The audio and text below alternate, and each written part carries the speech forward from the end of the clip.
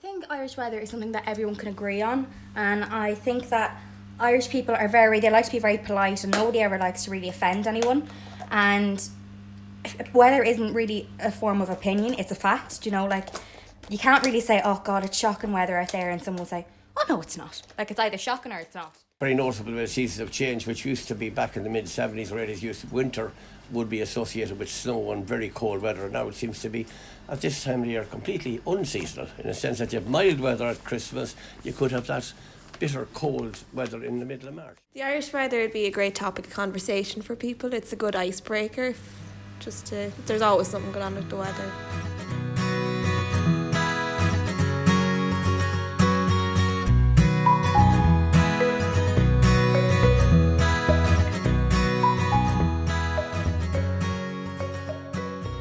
As a nation, we are obsessed with the weather.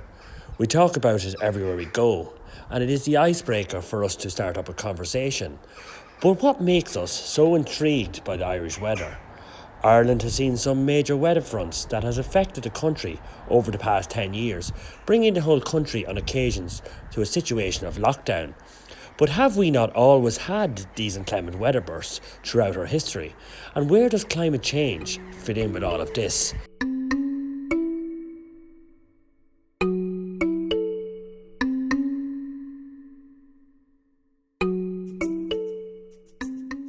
Cathal Nolan of the Ireland's Weather Channel, previously Midland Weather Channel. Its geographical location has a big impact upon the weather conditions that we see. I suppose the first thing to know about the Irish weather conditions, historical weather conditions, is that Ireland's climate is actually very stable given its rather, extreme northerly latitude, really, on a global perspective. If you think of other locations that are on a similar line of latitude, let's say to Ireland, so you're talking about maybe Canada during the winter months, you're talking about temperatures in the range of minus 20 or minus 30 degrees on a pretty frequent basis. Whereas here in Ireland, we typically don't see conditions like that. The lowest temperature historically that we've ever had recorded was, I think it was minus 18 degrees Celsius. And generally speaking, I think 2010 we saw temperatures getting as low as minus 17 in Castle in County Tyrone.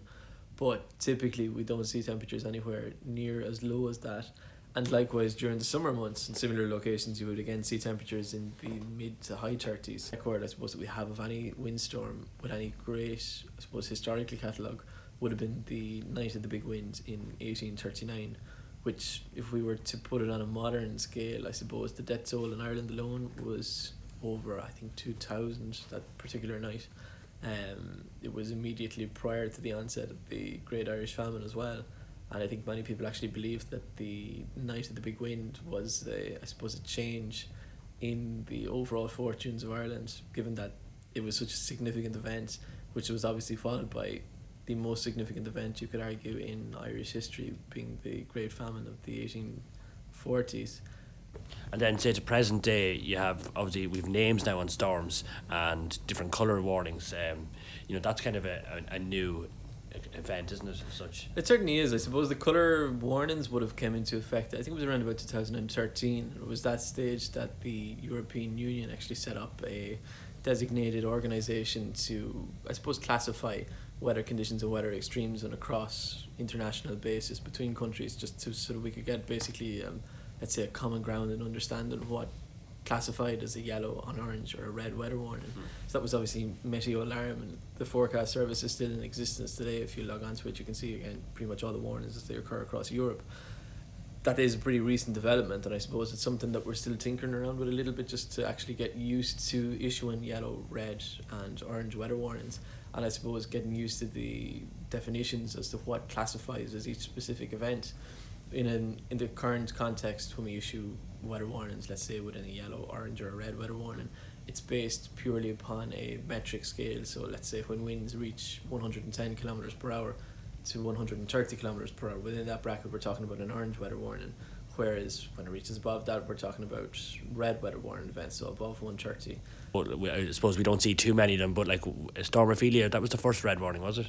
Storm Ophelia was one of the first, I think it was the first event that brought a nationwide red weather warning. So and we go on then to Storm Emma then, that obviously brought the beast from the east. Storm Emma again was another significant event. It was definitely, I suppose, the second really major weather event, which would have been covered by a status red weather warning pretty much exclusively for the whole country. And indeed, again, it was a situation whereby you could actually review it and you could look back and say maybe parts of Connacht, parts of northwest Ulster maybe didn't warrant a red weather warning at that stage either. However, given the significance of the event and I suppose just the rarity of that particular type of weather event, it was warranted to issue the status red weather warning, and especially in Midlands, eastern and southern counties. We saw snowfall accumulations in many places up in excess of 50, 60, 70 centimetres, which is really unprecedented in an Irish context. If we cast our minds back, I suppose, again, a little bit further, we can think about maybe 1982 been the most significant event since or prior to Storm Emma, and beyond that again you're talking about the winters of 1963, 1947 and then maybe 1917 in a northward trajectory then towards Ireland and subsequently affected us then.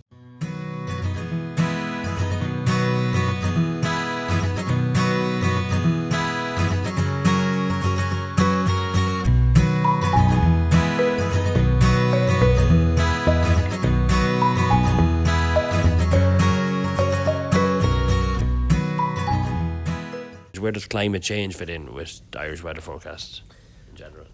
I suppose climate change in an Irish context is quite interesting in the sense that in Ireland you're talking about temperatures over the past 100 years. They've increased by around about 1 degree Celsius on average. So in the overall context of climate change, global temperatures have increased by roughly around about 0.8 to 1.2 degrees Celsius depending upon your specific location.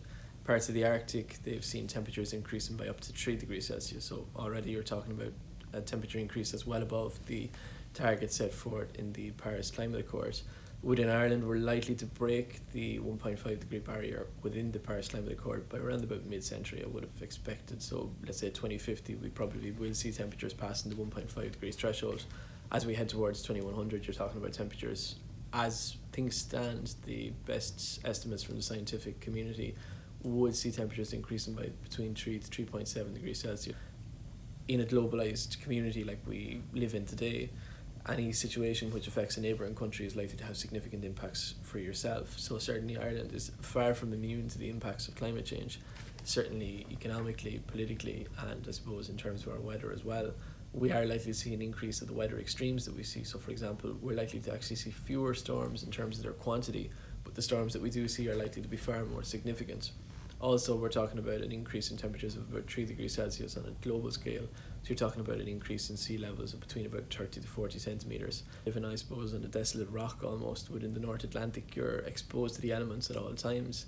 And the fact that we would have predominantly have come from an agrarian economy whereby agriculture was the staple of the Irish economy for centuries, really. You're talking about a nation of people that are very closely related to the land, and of course when we talk about agriculture, the most significant variable when it comes to agricultural production on a given year is meteorological weather conditions. So from that perspective as well, it's easy to see why Irish people are so obsessed with the weather.